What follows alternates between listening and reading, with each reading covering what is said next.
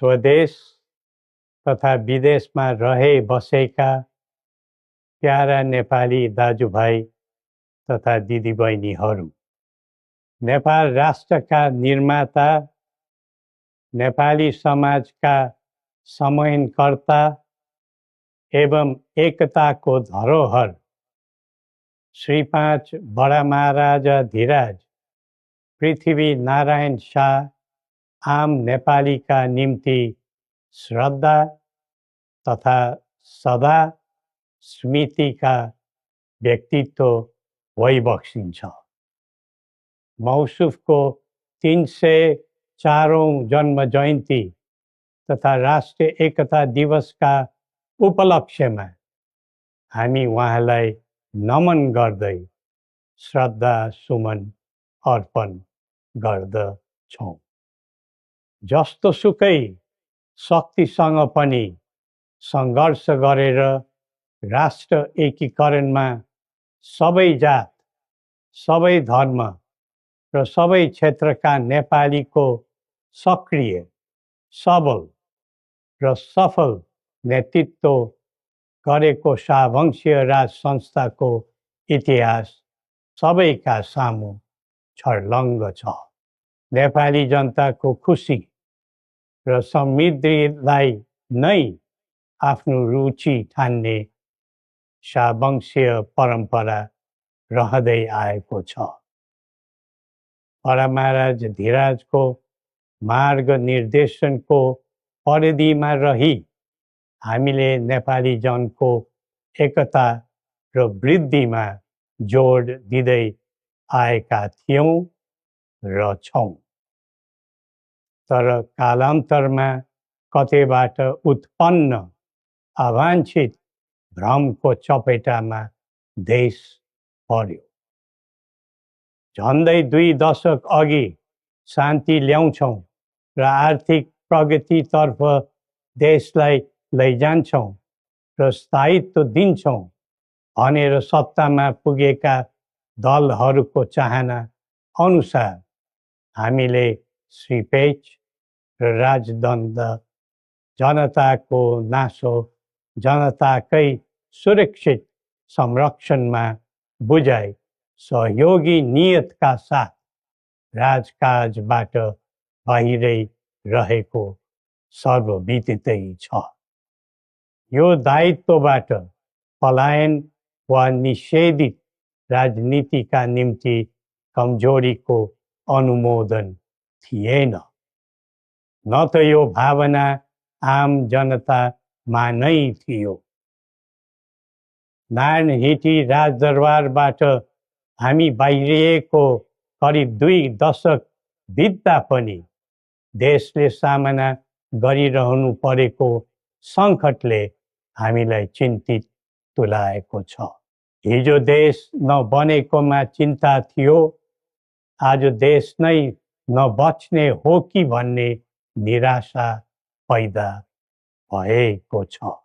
बडा महाराज धीराजबाट 22 वर्षको युवा अवस्थामै सुरु गरिबक्सेको एकीकरणको सफलता पछि आधुनिक नेपाललाई 4 वर्ण 36 जातको साझा फुलबारीको रूपमा चित्रण गरिबक्सेको थियो।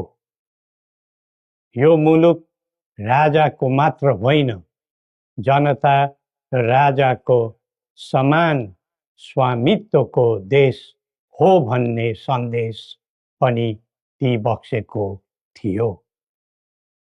भाषण अनि जादु वा चमत्कारले यो देश बनेको होइन र बन्दैन पनि। सबै जात, धर्म र क्षेत्रका नेपालीको साझा प्रतिनिधिका रूपमा काम गरेको राज संस्था जनताले सुम्पेको जिम्मेवारीबाट विमुख हुनै सक्दैन। सबै नेपालीले यो कर्तव्यबोध गरी पृथ्वी पथमा लाग्नु पर्दछ भन्ने हाम्रो धारणा र आह्वान पनि छ। नेपाली विश्वमा जहाँ रहे पनि नेपाली मूलको भन्ने नै हुन्छ। त्यसैले राष्ट्रको प्रतिष्ठासँग नेपालीको प्रतिष्ठा पनि सँगै जोडिएको हुन्छ। मुलुक स्थायी वा अस्थायी रूपले छोड्दैमा देशसँगको सम्बन्ध तोडिन सक्दैन। देशबाट जनशक्ति पलायन हुँदै जानुले देशको भविष्यबारे निराशाको सङ्केत दिइरहेको थियो। अब पुँजी र पुँजीपतिहरू तथा कर्मवीर उद्यमीहरूको समेत पलायन हुनु थालेको छ।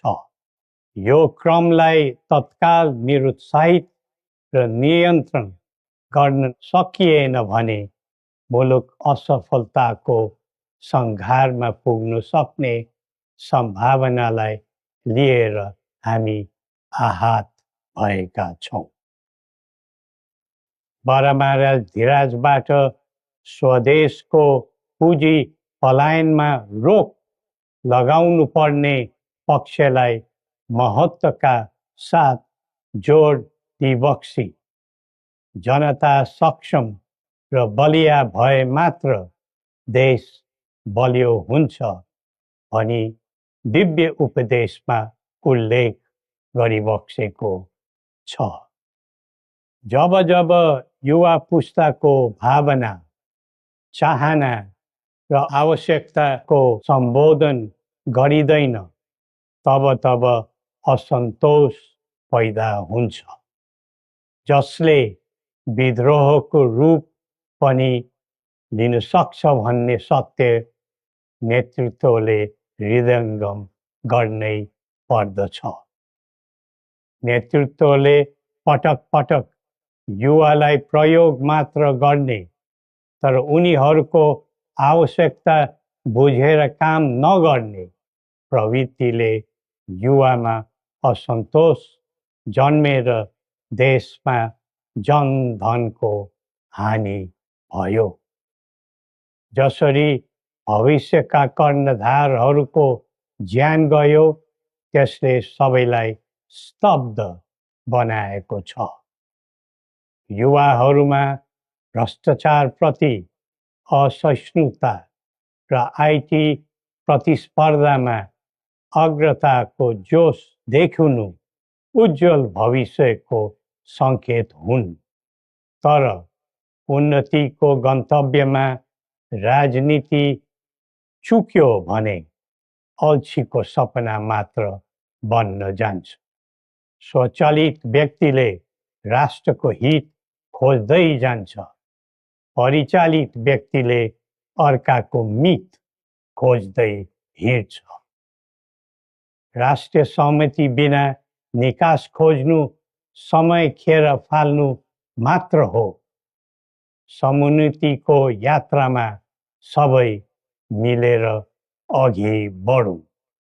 नेपालको संवेदनशील अवस्था र बदलिँदो भू-राजनीतिक परिस्थितिलाई बुझ्न नसक्दा हामी मित्र राष्ट्रहरूको विश्वास र भरोसा गुमाउने अवस्थामा पुगेका छौँ। असन्तुलित बन्दै गइरहेको परराष्ट्र नीति र व्यवहारले राष्ट्रिय हितमा गम्भीर असर पुगिरहेको समयमा दिव्य उपदेश र बौद्धिक दृष्टिकोणहरूको महत्त्व अझ बढ्दै गएको छ। कतिपय देशले स्वार्थको लागि कुनै न कुनै सुरक्षा कवच खोज्दैछन्। हाम्रो देशको सही छहारी शान्तिको कवच हुनै पर्दछ। नेपाल निर्माणमा मार्गदर्शी र सेनापति बडा महाराजा धीराजको विरासत र वंशका प्रतिनिधिका रूपमा मेरो भूमिका स्पष्ट रहेको छ। पृथ्वी पथले वकालत गरेको राष्ट्रिय स्वतन्त्रता सबै तहका भ्रष्टाचारलाई दण्डनीय अपराध मान्ने र कसैप्रति घाह नराख्ने शान्ति क्षेत्र नेपाल नै हाम्रा अभिष्ट र मार्गचित्र हुन्। जनताको चाहनाबाट कझै निर्धारित हुनुपर्ने परिकल्पना पृथ्वी पथका मौलिक आकांक्षा हुन्। अन्तमा जनता र राजाले एकीकरण गरेर निर्माण गरेको नेपाल राष्ट्रको समग्र हितलाई आत्मसात गर्दै सबल राष्ट्र बनाउने महान कार्यमा सबैलाई जुटाउँ र नेपाललाई फेरि उठाउँ। श्री गोरखनाथले हामी सबैलाई सत् बुद्धि दिउन्। जय नेपाल।